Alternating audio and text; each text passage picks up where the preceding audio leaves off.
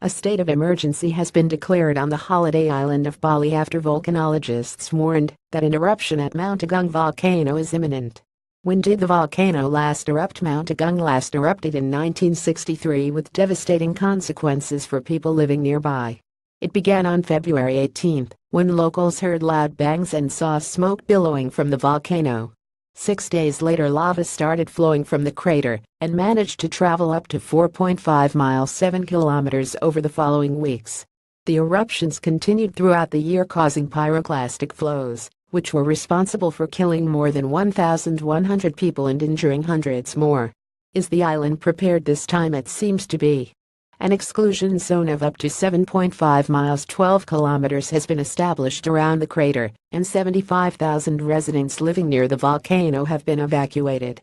Indonesia's National Disaster Agency has dispatched 640,000 face masks, 12,500 mattresses, 8,400 blankets and 50 tents, while the central government has set aside a relief fund of nearly $150 million, £112 million in case of an eruption.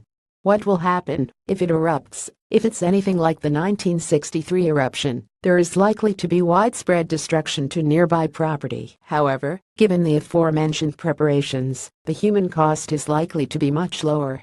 Volcano eruptions can cause widespread disruption beyond the crater.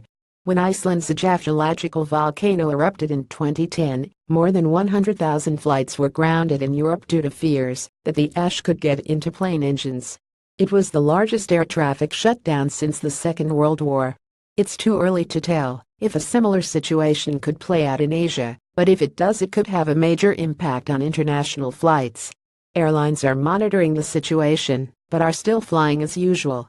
Iceland's geological volcano caused major disruption to flights. Credit Getty. Will this affect my holiday? Bali's main resorts do not fall into the exclusion zone that currently surrounds the volcano. Airlines are still flying to the island and tour operators are still sending holidaymakers there. However, visitors will find their movements restricted around the volcano. Can I cancel my holiday? Yes, but don't expect a refund. Unless the Foreign Office FCO advises against traveling to the island, which it currently doesn't, tour operators are not obliged to offer refunds or arrange an alternative holiday. For now, it's business as usual. Map where a natural disaster is most likely to strike. What if it erupts when I'm there? The FCO urges travelers to follow the advice of the local authorities. It adds, in the event of an eruption and volcanic ash clouds, which could cause flight disruptions, you should confirm your travel arrangements directly with your airline or travel agent before traveling to the airport. If Mount Agung erupts and leaves you stranded on the island, the options available to you will depend largely on how you booked your holiday. If you book through a tour operator, that operator will have a duty of care towards you. It would be obliged to get you home by alternative means or look after you. If you booked your own flight to the island, then you would be on your own. In such situations, airlines are under no obligation to get passengers home by any other means or compensate them while they're stranded.